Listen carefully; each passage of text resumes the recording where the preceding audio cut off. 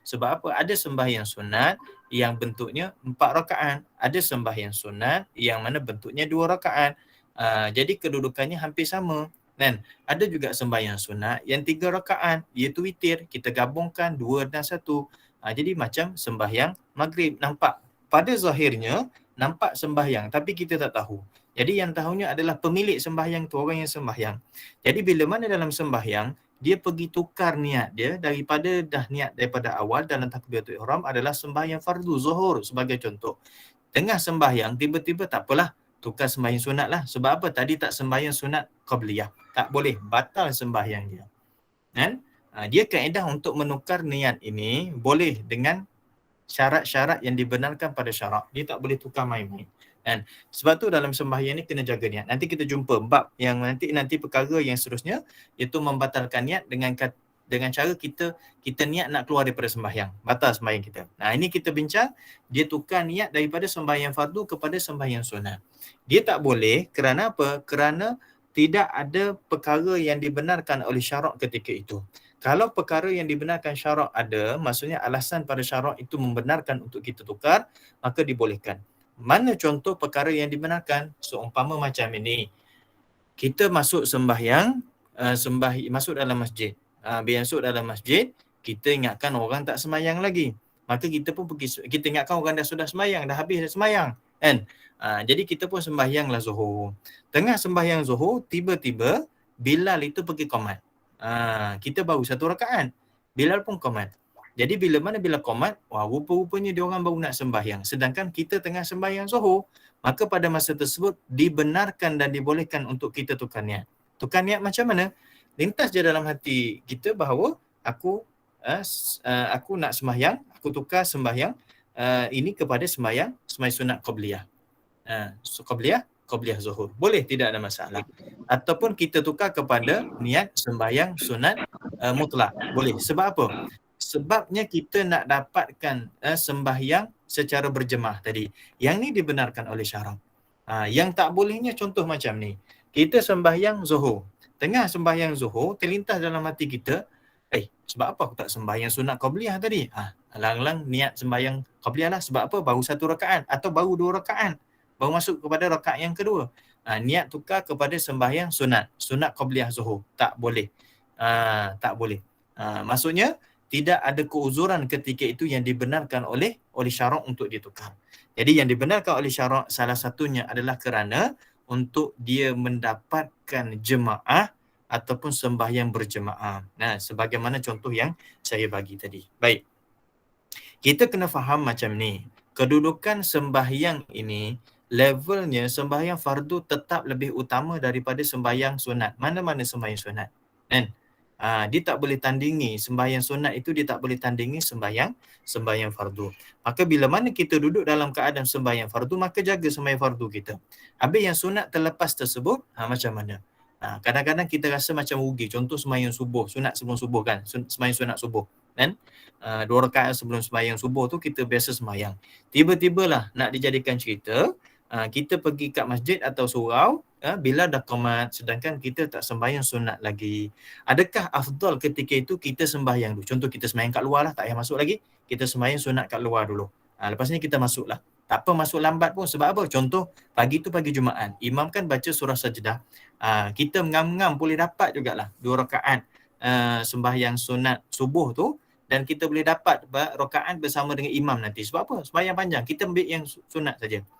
Adakah afdal kita pergi sembahyang sunat dahulu? Tak afdal. Sebab apa? Sebab imam dah memulakan jemaah.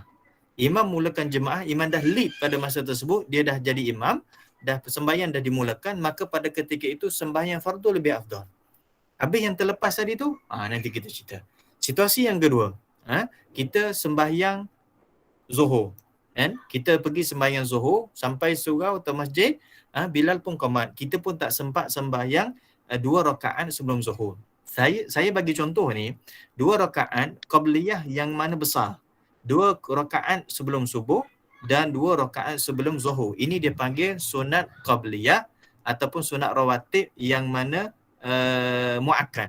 Nabi SAW tak tinggal. Dan kita biasa tak tinggal, tapi kebetulan hari itu ada urusan. ataupun kita terlewat sikit yang menyebabkan terpaksa masuk dalam sembahyang fardu terus. Jadi macam mana sunat qabliyah kita yang sebelum subuh tadi dengan sunat qabliyah kita sebelum zuhur tadi, kan? Jadi kita bincang dekat sini, kita tak boleh tukar yang fardu tadi jadi sunat, kan? Sebab apa? Sebab kita nak cerita bahawa yang fardu itu tetap utama. Dia macam mana pun dia lebih besar daripada yang sunat. Walaupun dalam hadis sebut bahawa 2 rakaat sebelum daripada sembahyang subuh, solat sunat fajar, iaitu 2 rakaat sebelum subuh itu khairum minad dunya wa ma fiha, lebih baik daripada dunia dan yang seisinya, itu sembahyang sunat. Kalau sembahyang subuh itu dia lebih besar daripada fadilah itu sendiri. Itu kita kena faham. Jadi jangan tukar sembahyang fardu. Kita tengah sembahyang, tiba-tiba nak tukar kepada sembahyang sunat. Sebab apa? Sebab sayanglah tertinggal sembahyang sunat rawatib. Tak boleh. Jadi caranya macam mana? Sembahyang je, sembahyang subuh tadi. Kadang kita sampai lewat, imam dah sembahyang, terus kita sembahyang subuh berjemaah. Terus kita sembahyang zuhur berjemaah bersama dengan imam. Lepas daripada kita habis sembahyang, maka sembahyanglah sunat qabliyah tadi. Tidak ada masalah. Sebab tu kalau kita belajar kan, kalau kita belajar, kita tahu hukum, kita tak cepat menghukum orang. Lepas daripada habis sembahyang subuh, tiba-tiba orang bangun sembahyang. Apa sembahyang lepas subuh ni? Kan? Kita tak boleh kata bahawa dia buat benda yang haram. Kita tak boleh kata bahawa dia buat benda yang salah. Sebab boleh jadi dia qada subuh. Kan? Dia qada subuh. Sebab apa? Bagi sembahyang yang kita nak qada, tidak ada waktu yang dikatakan haram. Nak qada lepas asar pun boleh. Nak qada lepas daripada subuh pun tidak ada masalah. Sebab apa? Sebab ketika itu kedudukan kita wajib qada sembahyang. Kan? Dan apatah lagi kalau sekiranya dia bangun itu bukan sembahyang qada, tetapi dia sembahyang sunat. Yang sebelum itu dia terlepas. Boleh, tidak ada masalah. Kan?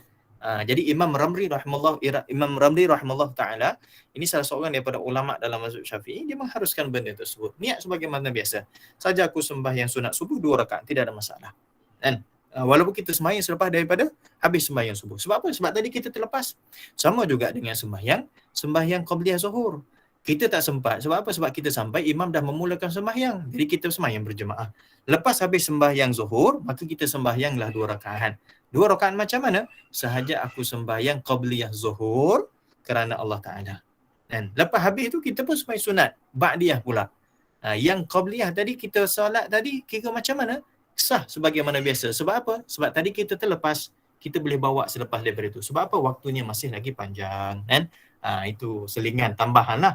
Sebab kadang-kadang kita kalau terlepas terus rugilah.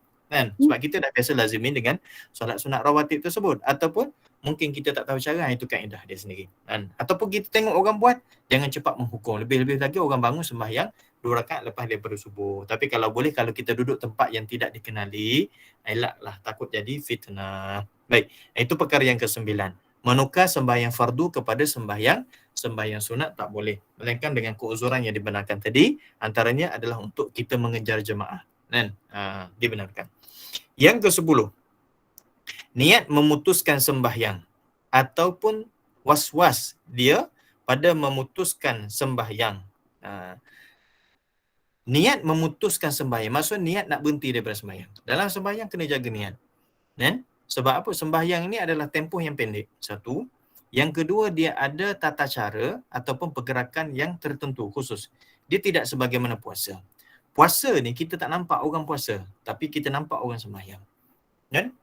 Orang puasa ni kita tak nampak. Sebab bila mana dia berjalan, dia tidur, dia buat kerja, dia tak makan, boleh jadi dia dah kenyang. Dan boleh jadi dia puasa.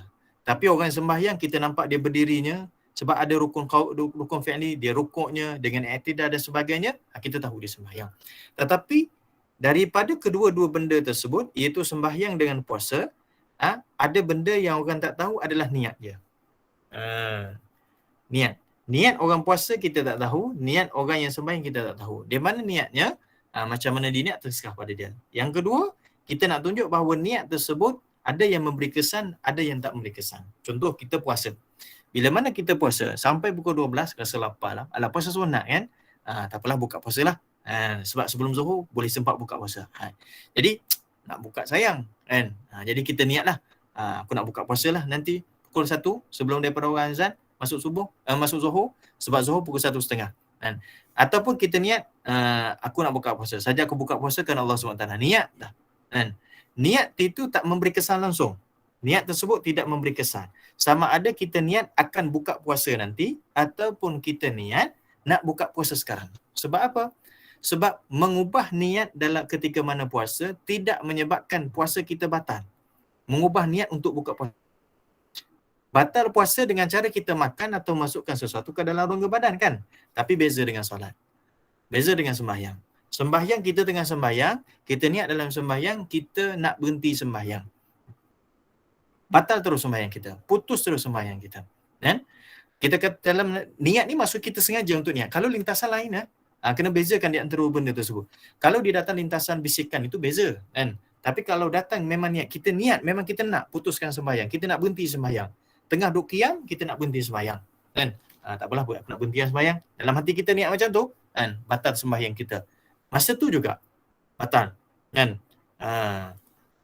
Ataupun jap lagi nak berhenti ataupun kita kata jap lagi nak berhenti. Habis Fatihah ni rasa nak berhenti. Masa tersebut dah dikira batal. Sebab apa? Kita telah merosakkan niat sembahyang kita. Lepas tu jaga ketika mana kita sembahyang daripada sudut niat kita. Dalam mazhab Syafi'i, kalau kita buka kitab-kitab fiqh Syafi'i, antara perkara yang sunat ketika mana kita bagi salam yang pertama adalah kita niat keluar daripada sembahyang. Kan? Itu sunat kalau tak niat pun tak apa, sebab dengan kita bagi salam tersebut dia telah mengeluarkan kita daripada ibadat solat. Tapi sunat ditambah dalam mazhab Syafi'i, dia tambah satu lagi sunat. Kita niat bahawa kita keluar daripada sembahyang. Contoh bagi salam yang pertama, Assalamualaikum warahmatullahi. Ketika mana kita bagi salam tersebut, Assalamualaikum. Jangan sebelum. Ketika kita tengah bagi salam, memulakan Assalamualaikum tu, kita niat. Ketika sebut perkataan Assalamualaikum, niat aku keluar daripada sembahyang ini. Maksudnya kita dah selesai kan? Tidak ada masalah. Kalau niat sebelum bagi salam, batal terus sembahyang kita. Tapi kalau kita niat ketika mana kita bagi salam, itu sunat. Tapi sebelum ni tak pernah niat pun tak apa. Sebab dengan bagi salam, confirm sembahyang kita dah dikira sebagai dah habis dah. Kan? Itu nak kata bahaya tak bahaya tu kalau main-main dengan niat dalam sembahyang. Jadi kalau sesiapa yang niat untuk berhenti dalam sembahyang, berhenti untuk tak nak dah sembahyang, maka sembahyang dia adalah batal secara automatik. Sebagaimana kita jadi makmum. Kita niat untuk keluar daripada imam ataupun kita panggil sebagai niat mufarakah. Dah tak nak ikut imam dah. Automatik dah kira sebagai kita dah tak ikut imam. Contoh sembahyang dengan imam baca panjang. Bila mana imam baca panjang, kita kata aku nak keluar daripada imam. Maksudnya aku dah tak nak ikut imam. Niat dia macam tu, dipanggil sebagai niat mufarakah. Maka sembahyang kita secara automatik dikira sebagai kita tak ikut imam. Sembahyang sah. Tetapi kita dah tak ikut imam ketika itu. Jadi kalau siapa niat untuk berhenti sembahyang atau tak nak sembahyang ketika mana dia tengah sembahyang, automatik sembahyang dia dikira sebagai batal. Cuma tuan-tuan perempuan kena bezakan di antara kita niat dengan lintasan hati ataupun bisikan hati. Niat ni benda yang kita sengajakan untuk lintaskan, untuk buat nanti dalam hati kita kan, sebagaimana kita niat sembahyang. Rasa mungkin boleh faham lah tu kan. Yang ke-11, mentaklikkan, memutuskan sembahyang dengan sesuatu perkara. Sekalipun benda tersebut adalah mustahil pada adat sekalipun. Tadi kita niat memang nak berhenti sembahyang. Kan? Kita berhenti niat untuk memutuskan sembahyang. Yang ni kita niat apa? Kita niat, kita mentaklikkan dengan sesuatu perkara untuk berhenti. Contoh macam ni. Kita sembahyang dalam bilik. Lepas tu kita tutup bilik. Kita tengah sembahyang. Jadi kita dengar orang datang, orang lalu. Kalau orang masuk bilik ni, aku nak berhenti sembahyang. Kalau orang masuk. Kalau orang tak nak masuk, aku nak teruslah sembahyang. So, macam tu kan. Kalau orang masuk, aku nak berhenti sembahyang, masa tu juga sembahyang kita batal. Sebab apa? Mentaklikkan dengan sesuatu. Kalau takdir orang masuk, confirm kita akan berhenti kan? Sebab kita dah niat macam tu. Kan? Atau mungkin kita tak berhenti, tak apalah, tak jadi. Tapi disebabkan kita dah mentaklikkan benda tersebut, taklik tersebut dah dikira sebagai sah. Sebagaimana orang taklik bini lah. Dia taklik bini dia. Awak keluar daripada pintu ni, maka jatuh talak satu. Dia kata kat bini dia macam tu. Jadi kalau bini dia keluar, isteri dia keluar daripada pintu tersebut, jatuhlah talak. Kan? Kalau tak keluar, tak jatuh. Maksudnya bila mana dia taklik, benda tersebut dah dikira sebagai, kata-kata dia dikira sebagai sah. Dipegang pada hukumnya. Jadi sesiapa yang mana meniatkan untuk mentaklikkan sesuatu, memutuskan sembahyang dengan sesuatu perkara, maka dikira sebagai sah, dipegang dia punya niat dia tersebut. Kalau orang masuk dalam bilik ni, aku nak berhenti sembahyang. Bukan tunggu orang masuk, masa dia niat itu dah dikira sebagai masuk. Kan? Ataupun dia niat benda dengan benda yang mustahil. Benda yang mustahil pada adat. Apa dia benda mustahil pada adat? Kebetulan, contoh ini contoh je. Dia sembahyang ni menghadap, mungkin kiblat rumah dia menghadap kepada cermin. Jadi cermin rumah dia tersebut, tingkap rumah dia tersebut adalah menghadap jalan. Jadi kereta banyak lalu kan. Jadi lintas dalam hati dia taklid macam ni. Contoh. Nak kata bahawa kalau dia mentaklidkan untuk memutuskan sembahyang, walau dengan benda yang mustahil macam mana pun, benda tersebut akan menyebabkan batal sembahyang dia. Kalau tiba-tiba aku tengah sembahyang ni, ada kereta yang terbang lalu depan aku nak berhenti sembahyang. Sedangkan kereta terbang tak ada lagi kan? Kereta terbang tak ada. Dia niat macam tu, mentaklidkan nak berhenti sembahyang kalau kebetulan kalau kereta terbang lalu, bukan kapal terbang, kereta terbang. Lalu depan ni aku nak berhenti. Batal sembahyang ni juga. Jadi kuncinya kat sini apa dia? Mentaklidkan niat untuk memutuskan sembahyang dengan sesuatu perkara. Walaupun benda yang tersebut adalah benda mustahil. Jadi kena jagalah niat. Jadi ceritanya pada perkara yang ke-10 yang 11 ini, jaga niat jangan sampai terpesong. Sebab dia bukan sebagaimana kita dalam keadaan puasa. Yang puasa tadi tak apa kan? Puasa lah, dekat nak buka puasa kan. 7.28, 7.29 orang azan. 7.28 kita pun niat, aku nak buka puasa, aku dah berhenti dah puasa kan. Aku dah nak berhenti dah puasa ni, aku nak buka terus, tak terbuka puasa kita. Melainkan bila mana kita makan ataupun melakukan perkara yang membatalkan puasa. Harap-harap boleh faham Kerana sembahyang ini dia benda yang sebab apa kita kena jaga niat tadi tu. Dalam bab yang perkara yang 10 dan 11 ni kita cerita berkaitan niat, kerana pada sembahyang ini, sembahyang ada satu ibadat yang pendek. Bila mana ibadat yang pendek, kedudukan niat itu adalah benda yang perlu kita jaga. Kalau dengan ibadat puasa, dia adalah ibadat yang panjang. Bila mana dia ibadat yang panjang, kita tak mampu untuk jaga niat kita, mungkin dalam keadaan tanpa sedar atau mungkin dalam keadaan macam mana pun susah nak jaga sepanjang hari. Kalau kita sembahyang ni mungkin dalam masa 5 minit pun dah lama mungkin. Ataupun mungkin kita kata dalam 3 minit dah habis dah sembahyang kan.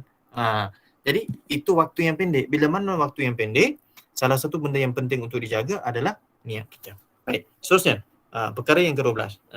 Saya ringkaskanlah, banyak masalahnya. Tapi ada benda-benda yang kita akan skip lah. Dan perkara yang ke-12, kedatangan hadas. Maksudnya berlakunya hadas ketika mana, ataupun dia berhadas ketika mana dalam solat. Maksud hadas ni apa dia? Kita dah bincang di awal-awal perbincangan sebelum ini. Saya tak tahu dia bila, dah lama dah. Awal-awal kita bincang berkaitan dengan solat. Ada saya sentuh berkaitan dengan syarat sah solat kan, berkaitan dengan hadas. Kalau tuan-tuan puan-puan ingat. Bila mana kita sebut berkaitan dengan hadas ini, tak apa kita ulang balik, dia ada kaitan dengan satu perkara lagi, itu panggil najis. Bab najis kita bincang sebelum ni, selepas ni. Hadas ini iaitu perkara yang menghalang kita daripada melakukan ibadat secara khusus. Ibadat khususlah. Apa dia? Ibadat khususnya baca Quran, ibadat khususnya adalah puasa, ibadat khusus adalah melakukan ibadat haji tu dengan tawaf dan seumpama dengannya, dan ibadat khususnya adalah sembahyang. Dan ibadat khususnya ibadat yang ada waktu-waktu yang telah ditentukan dan bentuk-bentuk tertentu. Dan jadi pada masa tersebut itu dibaca ibadat khusus. Kalau seorang itu berhadas kecil, dia tak boleh baca Quran. Dia tak boleh sentuh Quran. Baca Quran boleh, tak boleh sentuh Quran. Apabila orang tu berhadas kecil, dia tak boleh sembahyang. Kan? Apatah lagi kalau seorang itu berhadas besar, baca Quran tak boleh, sembahyang tak boleh, puasa tak boleh. Kan? Hadas besar bagi khusus perempuan lah. Kan? Dalam keadaan perempuan tersebut yang haid tu hadas besar tu, tak boleh lah. Kan? Orang yang mana duduk dalam keadaan nak melakukan umrah atau haji, tawaf dia, tiba-tiba datang hadas bagi orang perempuan, maka dia tak boleh. Kan? Itu dikatakan sebagai hadas. Perkara yang menghalang seseorang itu daripada melakukan ibadat atau meneruskan ibadat dia. Yang kedua, kita kena faham hadas ini, sesuatu yang benda yang menghalang tersebut dia tidak nampak. Mana kita nampak orang tersebut berhadas? Kan? Orang yang duduk lalu depan kita, orang ni hadas ni, ini hadas kecil, yang ni hadas besar. Mana ada, tak ada tulis pun, dan tak ada tanda pun. Pada zahirnya tak ada. Kan? Sebab apa?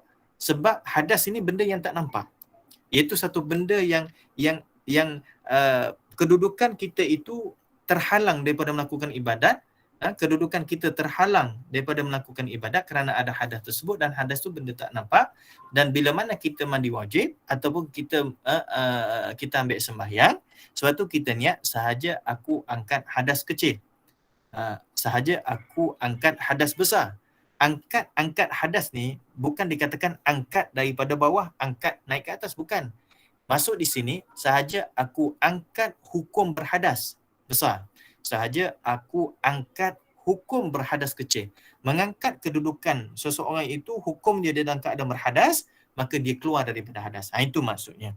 Jadi bila mana kedatangan hadas, berlakunya berhadasnya seseorang, maka sembahyang dia batal. Sama ada dengan sengaja ataupun tak sengaja. Macam mana seorang itu boleh berhadas? Macam mana seorang itu boleh berhadas? Dengan cara mungkin dia terkeluar air kencingnya ataupun terkentut. Sama ada dia mampu kawal atau tak kawal, ataupun sengaja dan tak sengaja, batal lah sembahyang dia. Dan dia perlu angkat hadas besar, angkat hadas kecil tadi. Boleh tak seseorang itu berlaku hadas besar ketika mana dalam sembahyang? Boleh. Kita bincang berkaitan dengan hukum. Sebab apa? Sebab bila mana berkaitan dengan hukum, ulama dia akan bincang benda-benda yang ada kaitan dengan dia. Walaupun mungkin benda tersebut tidak terjadi ataupun benda yang rare lah, kita kata jarang berlaku. Tapi boleh tak benda tersebut terjadi? Boleh. Sebagai contohnya macam ni. Dia sembahyang. Dia sembahyang. Sebelum daripada sembahyang tersebut, mohon maaf, dia melihat kepada wanita yang menyebabkan terangsang dia punya nafsu dia. Maka dia sembahyang. Dalam sembahyang tu, dia membayangkan. Batal tak sembahyang dia? Pada zahirnya tak sembahyang. Jika kita kata pada zahirnya dia pada zahirnya dia sembahyang, dia membayangkan benda tersebut, sembahyang dia masih lagi sah. Tetapi ada orang bila mana dia membayangkan sampai peringkat keluarnya mungkin air mazi. Air mazi masih lagi dalam keadaan yang dikatakan hadas kecil. Air mazi adalah hadas kecil, kan? Cuma kalau mungkin sampai satu kedudukan dia boleh menyebabkan keluarnya air mani dia, maka dia dikira sebagai hadas besar. Boleh berlaku. Kan? Ini kita nak cerita hukum lah. Mungkin kita kata agak sensitif sikit, tak apa. Ini hukum dalam perbincangan hukum fiqh. Jadi kalau sekiranya berlakunya hadas, sama ada sengaja atau tidak sengaja, maka terbatallah sembahyang dia. Nak tak nak, kena berhentilah. Kena berhenti. Sama ada dia hadas tadi tu dalam keadaan yang orang lain tahu ataupun orang lain tak tahu. Yang penting kita tahu kita berhadas.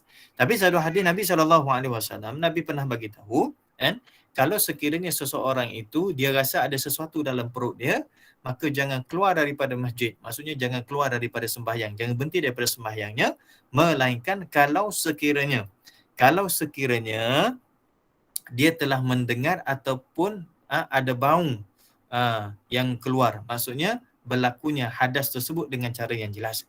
Tak semestinya dengan dengar atau tak semestinya dengan bau. Maksudnya kita yakin keluar tak? Yakin. Yakin tak keluar? Yakin. Kalau yakin, maka berhentilah sembahyang kita, sebab sembahyang kita dah batal ketika itu. Ambil sembahyang balik. Okey, yang ke-13. Terkena najis. Yang ke-13 terkena najis. Kalau dalam kitab fiqh dia panggil istilah keguguran najis. Maksudnya najis itu kena pada kita. Sebab kalau kita sembahyang, kita tak bergerak kan. Mungkinlah binatang itu datang. Cicak tu utamanya yang menyebabkan jatuh najis itu atas pakaian kita dan sebagainya. Ataupun mungkin dalam keadaan kita sembahyang, ada masjid surau yang jenis kipasnya kuat, ataupun mungkin ada angin ketika itu yang menyebabkan tai cicak yang kering tersebut terbang kena pada pakaian kita dan duduk pada pakaian kita ketika itu. Itu istilahnya keguguran najis. Najis yang kena pada diri kita ataupun berada pada diri kita. Baik, ada dua keadaan kena faham. Yang pertama, najis tersebut adalah najis yang kering. Najis kering, senang cerita faham macam ni je. Tai cicak tu kan, sampai tingkat dia kering tu, kadang-kadang kalau kita sentuh pun, dia tak ada kesan pada tangan kita. Lainlah kalau yang betul-betul dah kering tu, dah nak hancur, sentuh tu dia hancur, dia ada kesan tu. Itu najis tu. Walaupun tak ada bau, kena faham.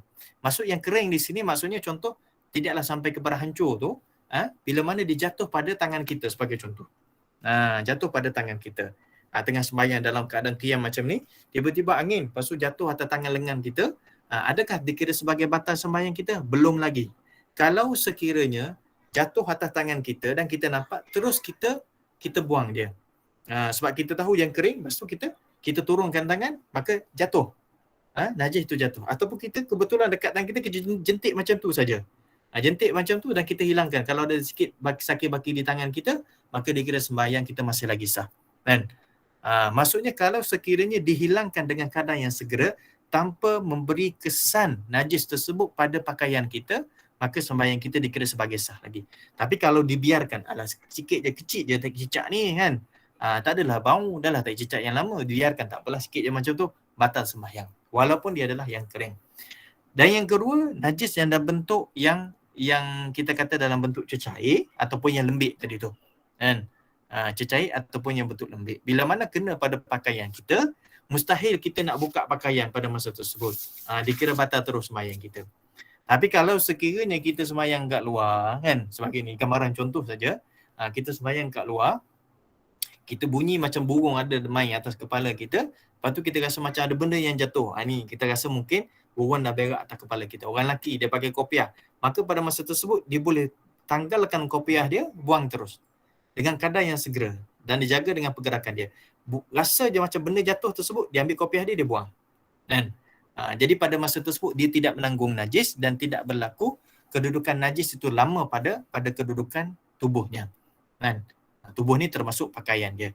Jadi kalau dia boleh buang dengan keadaan yang segera, maka teruslah sembahyang, tidak ada masalah. Tapi kalau sekiranya tak boleh buang dan mustahil, ataupun dilambat-lambatkan, maka sembahyang dia dikira sebagai batal. Ini mungkin ada yang terjadi jarang-jarang kan. Okey, saya nak tambah sikit. Najis yang duduk pada tubuh kita, yang kita tahu selesai daripada sembahyang. Selesai daripada sembahyang. Contoh. Assalamualaikum warahmatullahi wabarakatuh. Assalamualaikum warahmatullahi wabarakatuh. Duduk tahiyat akhir kan. Duduk tahiyat akhir, tengok kat kaki kita tu, tapak kaki kita ada terpijak tai cicak. Kesan tai cicak tu. Tai cicak ada kat kaki kita. Macam mana? Confirm dikira sembahyang kita batal. Sebab apa? Sebab kita tidak ada pergerakan. Maksud kita tidak bangun, bergerak, beralih daripada tempat kedudukan sembahyang kita kepada tempat lain. Jadi confirmlah najis tersebut ada pada diri kita ketika mana kita tengah solat. Dia beza macam ni. Kalau kita bagi salam, Assalamualaikum warahmatullahi wabarakatuh. Assalamualaikum warahmatullahi wabarakatuh. Lepas tu kita bangun kejap. Contoh kita pergi tutup pintu. Pintu dekat je. Bangun, tutup pintu, kita duduk balik. Masa kita duduk, kita pun tengok, lah ada tai cicak. Maka pada masa tersebut, kita boleh ihtimal. Maksudnya ihtimal ni kita boleh buat kemungkinan bahawa kita terpijak tai cicak itu adalah selepas daripada kita habis sembahyang, ketika mana kita pergi berjalan nak tutup pintu tadi. Maka sembahyang kita tak perlu diulang balik. Kita boleh duduk pada kedudukan sembahyang tadi tu. Melainkan kita was-was. Tadi sebelum sembahyang dah sapu. Kan? Contoh, tadi dah sapu dan memang confirm sebab laluan kita tadi dekat pintu tadi tu memang tak ada langsung ni. Kan? Jadi kita merasakan was-was kedudukan hati kita lebih cenderung kepada kedudukan kita terpijak sebelum sembahyang lagi. Maka pada masa tersebut kena ulang balik lah. Kena ulang balik sembahyang kita. Ulang balik yang cara macam mana? Tak perlu ambil sembahyang. Kan? Dia beza dengan hadas tadi. Kita kena najis, buang najis lah. Buang najis, lepas tu kalau yang kena pada pakaian, buka pakaian tersebut, hilangkan najis kalau ada pada tubuh kita, teruskan sembahyang. Sebab apa? Sebab wuduk kita tak terbatal. Kan? Wuduk kita tak terbatal. Yang hadas tadi yang terbatal. Okey, itu yang ke-13. Sikit lagi. Yang ke-14, terbuka aurat ketika mana tengah sembahyang. Aurat terbuka ketika mana tengah sembahyang. Boleh tak? Boleh. So umpama orang yang mana dia pakai kain plekat ke, pakai jubah ke orang lelaki kan. Ketika mana sembahyang tu mungkin angin datang ke kan, kipas kuat sangat jadi terselak nampak kepada kawasan aurat dia. Tidak, mungkin akan terjadi juga. Maka pada ketika itu dia cepat-cepat turunkan, cepat-cepat tutup aurat tersebut, kembali dengan pakaian dia, maka sah sembahyang dia. Yang jadi batal kalau sekiranya aurat itu terbuka dan dibiarkan. Ataupun aurat itu memang akan terbuka kalau sekiranya dia melakukan pergerakan pada rukun rukun fi'li. Sebagai contoh macam mana? Tengah sembahyang tersebut, orang lelaki jenis kadang-kadang dia punya design baju, fashion baju dia tu dia tak jenis labuh sangat. Orang lelaki ni standard baju dia tu, maaf, mungkin dengan kita kata kawasan punggung dia atau ke bawah sikit. Itu standard baju kemeja sikit. Style sekarang ni dia baju dia agak singkat sedikit. Fashion semasa kan. Tapi sembahyangnya jaga. Tapi masa sembahyang terselak terangkat baju, nampak aurat dia pada bahagian belakangnya. Maka batal. Confirm batal sembahyang dia dan mesti diulang balik. Kan? Kena jaga-jaga. Yang kedua, orang lelaki lah, orang perempuan ni mungkin jarang berlaku sebab dia pakai kain tudung. Dia pakai telekung tu. Telekung tu mungkin lebih agak terjaga. Yang kedua, orang lelaki ni sama juga. Kedudukannya macam ni. Contoh, saya sekarang saya pakai baju Melayu. Kan? Baju Melayu ni dia ada kancing-kancing dia. Sama lah dengan baju Melayu ke, jubah ke, kan? Dia jenis biasanya dia kancing macam ni. Kalau kita kancing sampai habis, dia agak selamat sedikit. Agak selamat. Berbanding daripada kalau kita ni tak kancing atas ni, kita buka sini. Dan kita ni tak pakai baju panas kat dalam. Baju yang kat dalam tu. Dan kita pakai kain plekat kita bawah daripada pusat kita. Jadi ketika mana kita rukuk, contoh kita rukuk tu baju ni akan jadi mengembang ke depan gitu kan, jatuh kan. Dan daripada atas ni kita nampak. Sebab kita buka kancing kat sini. Kita nampak daripada sini dan dia nampak kepada kawasan bawah daripada pusat kita. Sebab kita pakai kain plekat tu bawah, batal sembahyang. Nampak? Ataupun orang lelaki yang pakai baju kemeja. Baju yang kancing sampai bawah tu kan. Jadi dia pakai seluar atau kain plekat ni bawah daripada pusatnya. Kalau atas pusat, betul-betul atas pusat ataupun di atas daripada pusat, tak apa, tertutup dah aurat dia. Tapi mungkin dia rasa tak selesa, sakit perut ataupun perut dia ke hadapan sedikit, ada kemajuan, dia pakai kat bawah. Bila mana pakai kat bawah, daripada pusat dia, ada ruang tersebut dikira sebagai ruang aurat. Jadi bila mana terselak macam tu, dia rukuk terutamanya, itu terselak yang kat tepi tu. Jadi kepada kawasan tepi tu, kalau orang nampak, orang tak intai pun. Tapi kalau intai nampak tak? Intai nampak dia punya aurat dia, maka batal sembahyang dia. Itu dikira sebagai aurat yang terbuka. Hati-hati kita sembahyang. Jadi sebab tu kalau kita sembahyang orang lelaki secara khususnya, kalau yang jenis pakai seluar, jenis yang pakai kain plekat dan dia tak pakai baju panas kat dalam, angkat sedikit. Angkat supaya apa? Supaya nak selamat kot-kot ke tengah sembahyang ternampak aurat tersebut. Ia kaedah. Pandangan daripada atas dan pandangan daripada sisi. Pandangan daripada bawah tak ada masalah.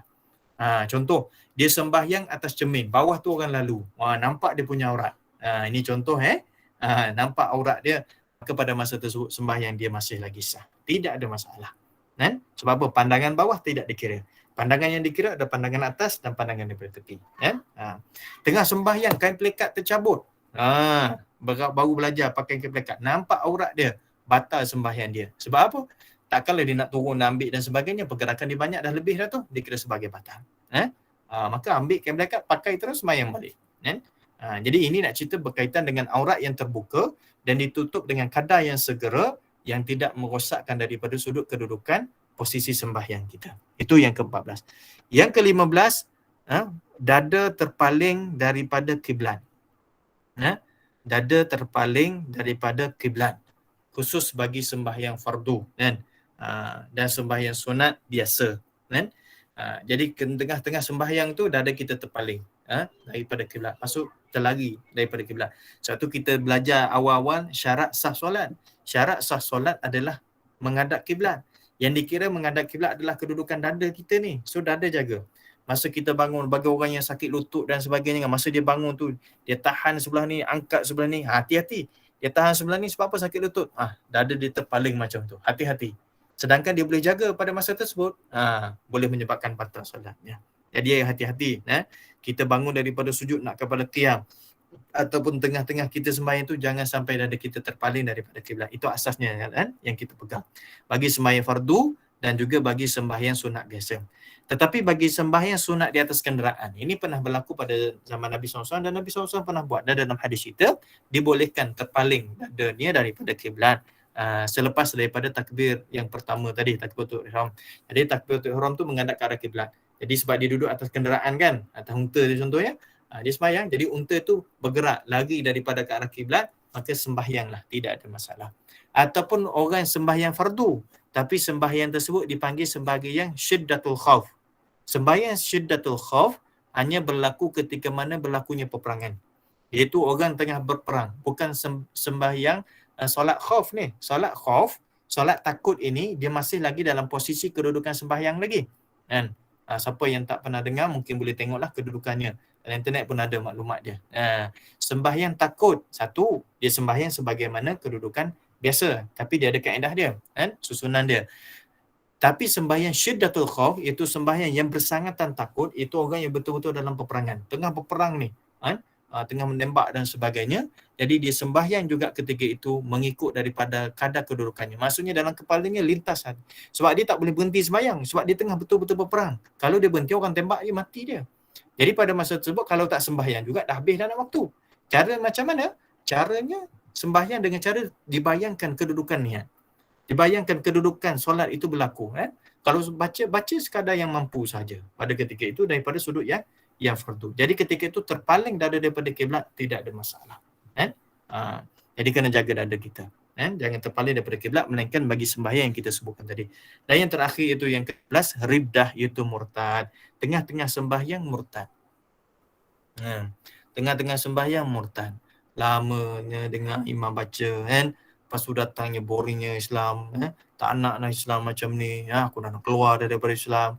Niat ketika mana sembahyang, dia murtad, na'udzubillah, dan sembahyang dia automatically dah dikira sebagai batal dan tak sah dah ketika itu. Na'udzubillah min zalim. Maka jagalah niat kita dalam sembahyang ini pada kedudukan sembahyang yang tempohnya adalah pendek. Jadi perkara yang membatalkan sembahyang itu salah satu daripada sudut niat yang kita bincang tadi itulah. Salah satu niatnya yang boleh merosakkan seorang adalah dia niat untuk keluar daripada Islam, itu dinamakan sebagai murtad ataupun riddah. Itulah 16 perkara yang termasuk daripada perkara yang membatalkan solat. Cuma dia punya masalahnya banyak, kita tak bincang satu persatu, kan? Mungkin ada masalah tu tuan-tuan alami ataupun masalah itu belum kita alami. Tapi ulama ada bincangkan lebih detail, insya-Allah. Mungkin maklumat tu boleh tengok dalam kitab-kitab fiqh yang lain. Baik. Jadi saya rasa sekadar itulah, mungkin ada satu dua soalan silakan. Ya, Assalamualaikum Ustaz. Saya nak tanya sikit boleh Ustaz? Assalamualaikum.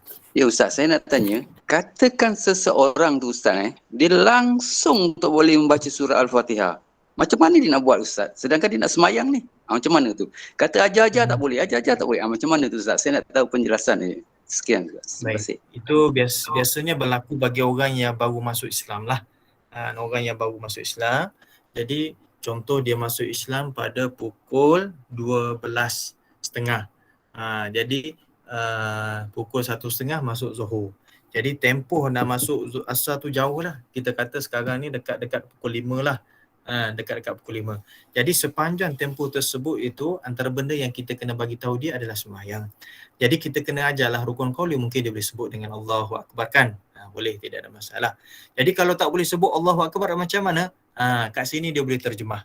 Nak sebut Allahu Akbar tu memang dia tak pernah dengar lah perkataan tersebut. Dia nak sebut pun tak boleh, lidahnya keras dan sebagainya. Tapi kita explain kepada dia, ini maksudnya. Oh, dia faham. Allah Maha Besar. Jadi dia sebut dalam bahasa dia, kan? Contoh dia adalah orang boleh cakap bahasa Inggeris lah, kan? Jadi memang dia tak boleh sebut langsung dalam tempoh kita ajar. Jangan sembahyang awal, ambil tempoh dulu aja. Nak sebut Allah Akbar tak boleh? Boleh terjemah ketika itu. Allah the Almighty. Boleh, tidak ada masalah. Ketika itu dikatakan ganti kepada takbiratul ihram kita. Tetapi bagi Fatihah, suratul Fatihah, dia tak boleh ganti. Dengan nama Allah yang Maha Pemurah lagi Maha Pengasihani, segala puji bagi Allah Ta'ala Tuhan sekalian, dia tak boleh terjemah. Sebab Al-Fatihah ni adalah Al-Quran. Jadi specialnya macam mana? Bila mana Al-Quran itu, suratul Fatihah tersebut tak boleh dibaca, bagi orang yang mungkin baru masuk Islam, walaupun dah ajar-ajar tak boleh juga, maka ketika itu dia bacalah mana-mana zikir yang dia tahu. Contoh, dia boleh sebut Allahu Akbar, kan? Bacalah Allahu Akbar, Allahu Akbar, Allahu Akbar. Niat sebagai zikir. Kadarnya macam mana? Kadar lama orang baca Fatihah. Contoh, kalau kita baca Fatihah dalam masa lebih kurang 30 saat, kan? Cuba test lah, kita baca Fatihah dalam sembahyang itu agak-agak berapa saat? Tak sampai 1 minit, tak sampai minit, berapa saat dia, kan? Jadi kadar itu, contoh kita kata dalam masa 20 saat sebut perkataan Allahu Akbar, ya. Allahu Akbar, Allahu Akbar, Allahu Akbar, Allahu Akbar. Atau zikir lain boleh. Subhanallah, subhanallah, subhanallah. Boleh, tidak ada masalah. Dan dibenarkan. Jadi tak boleh dengan dia terjemahkan dia. Tapi kalau baca Fatihah tak boleh, dengan zikir pun tak boleh, nak buat macam mana? Diam saja. Diam itu dengan kadar bacaan Fatihah. Kalau kita kata 15 saat itu adalah masa untuk baca Fatihah, maka dia diam. Diam. Takbir pun tak boleh dalam bahasa Arabnya, kan? Dia boleh dengan bahasa dia, okey, dia terjemahkan. Okey, kat situ. Tapi Fatihah senyap. Diam saja. Sebab apa? Sebab tak boleh langsung. Kan? Diam kadar bacaan Fatihah tersebut. Kalau 15 saat, 15 saat. Sampai masa turun. Allahu akbar rukuk dan sebagainya. Itulah. Tapi dalam masa yang sama selepas itu dia kena dan wajib untuk belajar. Wallahu a'lam. Terima kasih Ustaz. Assalamualaikum Ustaz.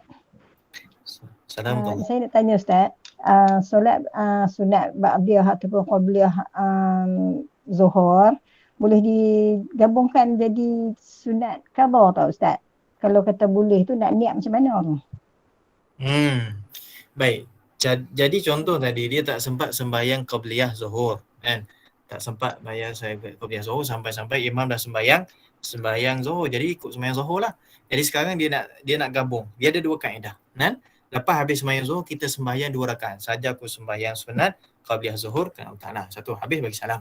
Lepas tu kita sembahyang lagi kali yang kedua, saja aku sembahyang ba'diyah Zuhur. Boleh. Atau cara yang kedua digabungkan jadi 4 rakaat dengan 1 salam.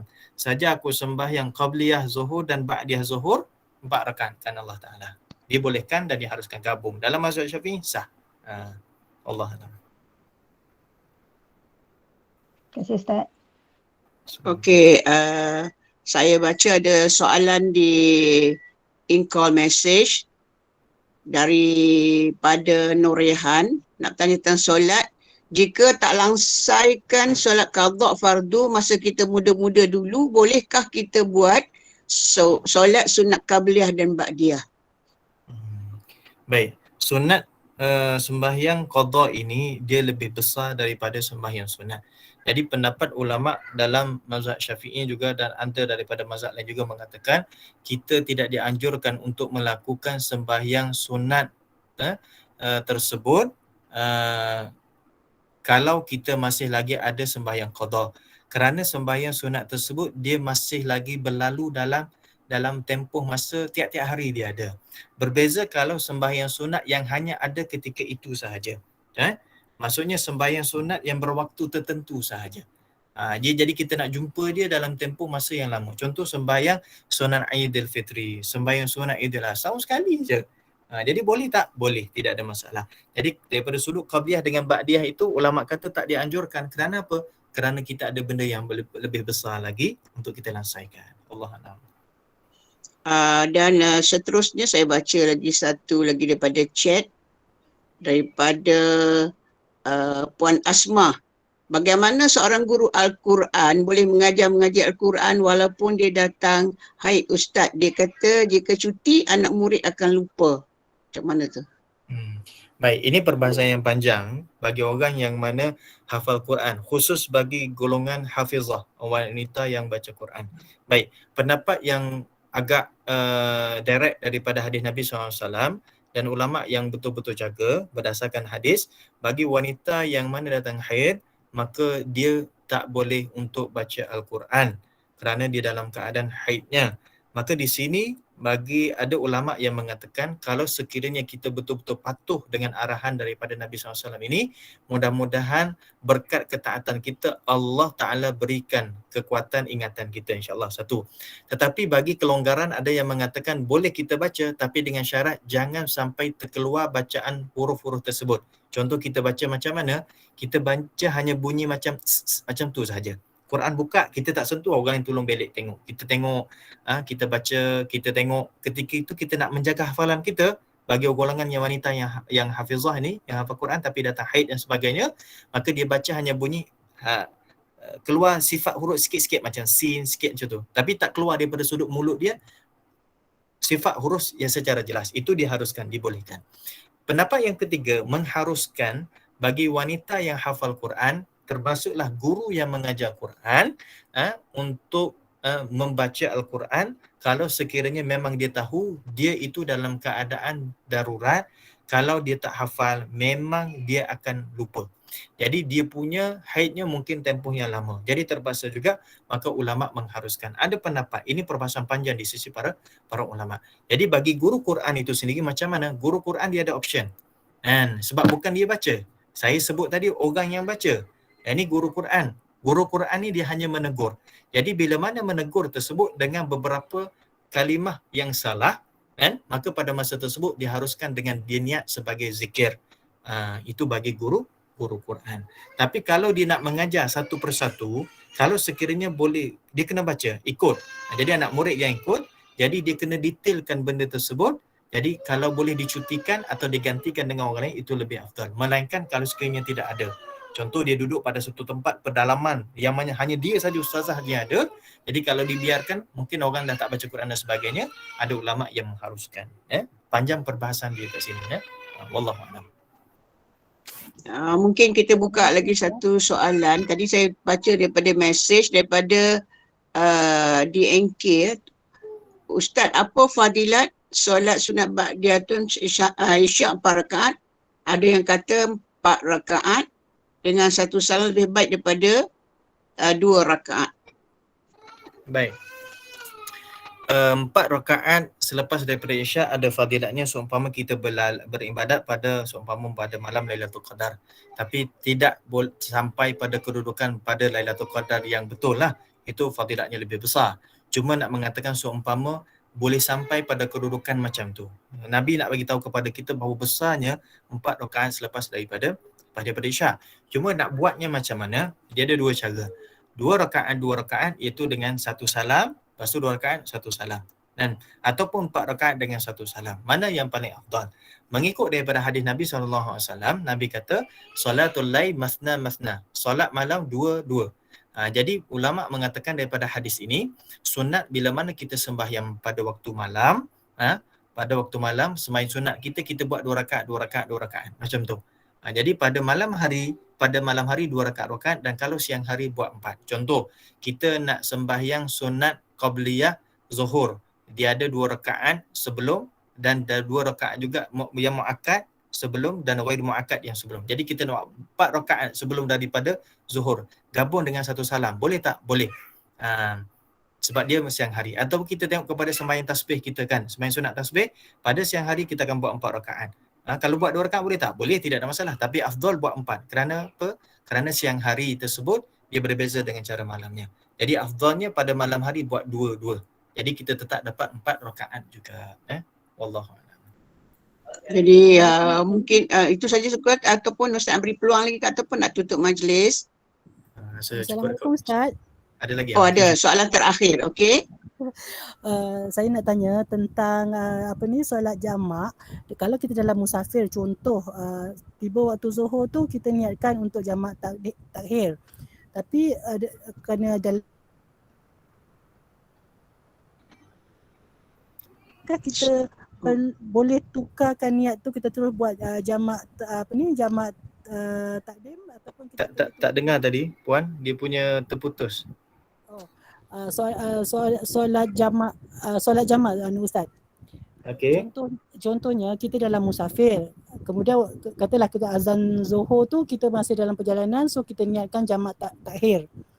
Tapi kita tiba-tiba kita sempat pula sampai ke lokasi kita tu masih ada waktu lagi.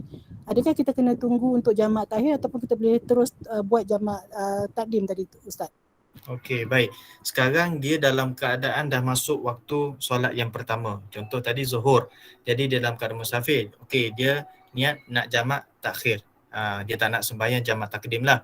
Baik, bila mana orang tersebut dia nak jamak takhir, dia wajib untuk niat takhir tersebut dalam waktu yang pertama. Kalau tidak ada langsung niatnya, maka dia dizikir sebagai orang yang berdosa. Okey, sekarang dia dah niat dah. Niat macam mana? Lintas hati ataupun dia kata dalam hati dia nak sembahyang jamak takhir lah.